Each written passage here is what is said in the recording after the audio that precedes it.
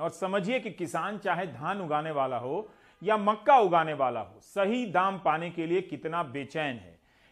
एक तरफ देश विरोधी ताकतें इस आंदोलन को हाईजैक करने का प्रयास कर रही हैं, तो दूसरी तरफ इस आंदोलन के नाम पर देश के लोगों को बंधक भी बनाया जा रहा है।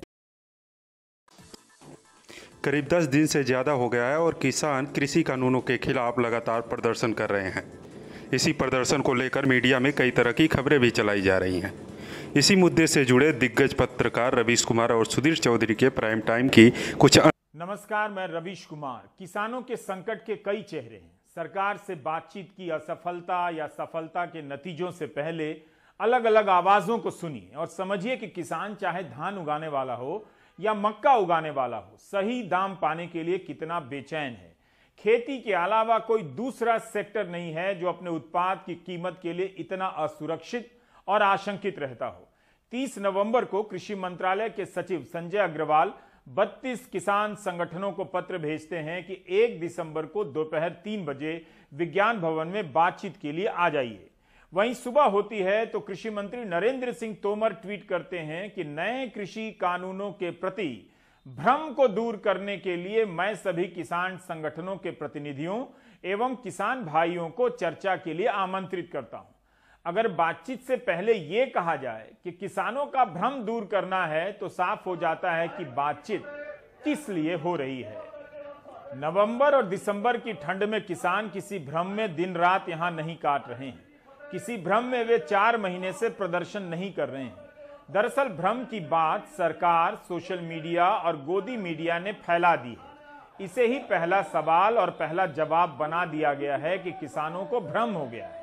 सबको सब पता है, बस इन किसानों को पता नहीं है। ऐसा मानने वाले मंत्री ही नहीं, न्यूज एंकर और अर्थशास्त्री भी हैं। जबकि भ्रम की स्थिति में तो वे ही नजर आते हैं जो कभी इन किसानों को पंजाब का किसान कहते हैं, कभी खालिस्तानी कहते हैं, कभी बिरयानी के बहाने सांप्रदायिक एंगल ठेल। एक तरफ देश विरोधी ताकतें इस आंदोलन को हाईजैक करने का प्रयास कर रही हैं, तो दूसरी तरफ इस आंदोलन के नाम पर देश के लोगों को बंधक भी बनाया जा रहा है।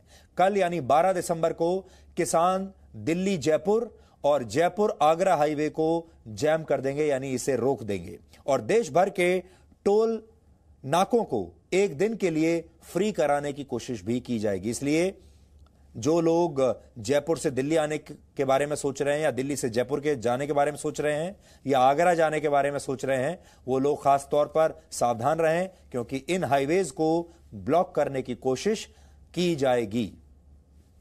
इसके अलावा 14 दिसंबर को किसान संगठन देश भर के सभी जिलों में धरना प्रदर्शन करेंगे। इसी दिन देश भर में ट्रेनों को भी रोका जाएगा। यह सब तब हो रहा है जब सरकार लिखित तौर पर किसानों की मांगों पर गौर करने का आश्वासन दे चुकी है, लेकिन किसान सरकार की किसी भी बात पर भरोसा करने के लिए तैयार ही नहीं है और वो नए कृषि कानूनों को सिरे से खारिज करने की मांग पर अड़े हुए हैं। यानी आने वाले कुछ दिन आपके लिए मुश्किल भरे हो सकते हैं। इसलिए अगर आप इस नक्शे पर जो देख रहे हैं, इस नक्शे पर दिख रहे रास्तों के जरिए दिल्ली से बाहर जाने की अगर आप योजना बना रहे हैं या इन रास्तों से दिल्ली आना चाहते हैं, तो आप अभी से दोबारा से सोच लीजिए, यही आपके लिए बेहतर होगा।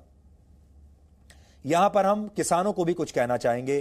किसान भाइयों को एक बात जरूर समझनी चाहिए कि वो बात यह है कि अभी देश का मूड किसानों के साथ है। लोग किसानों के साथ हमदर्दी रखते हैं क्योंकि किसान हमारे अन्नदाता हैं, हम भी उनके साथ हैं, चाहे किसानों की मांगें सही हों या गलत हों।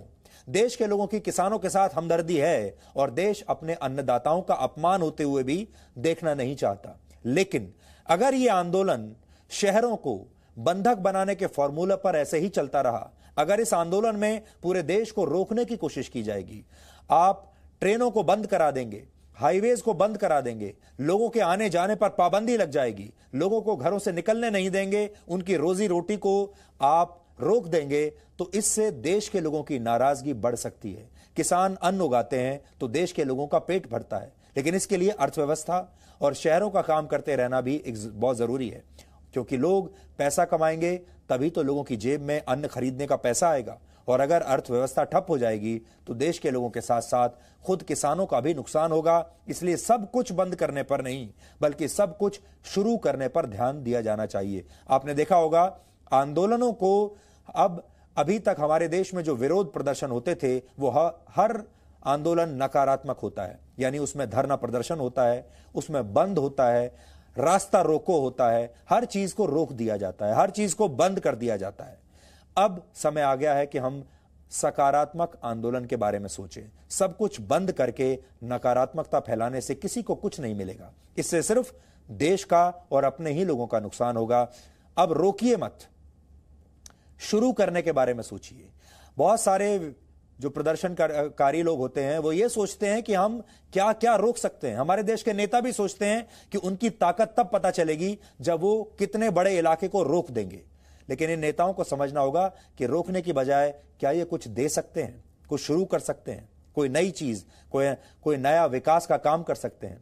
क्रांति और विरोध में यही फर्क होता है। क्रांति की शुरुआत सकारात्मक बदलाव के लिए होती है और इसके लिए कुछ निश्चित उद्देश्य होते हैं, लेकिन ज्यादातर विद्रोह अराजकता का रास्ता पकड़ लेते हैं और इसी का फायदा देश विरोधी ताकतें उठाने लगती हैं। और अब एक बार फिर से ये सारी देश विरोधी ताकतों ने एक गठबंधन बना लिया है और इस गठबंधन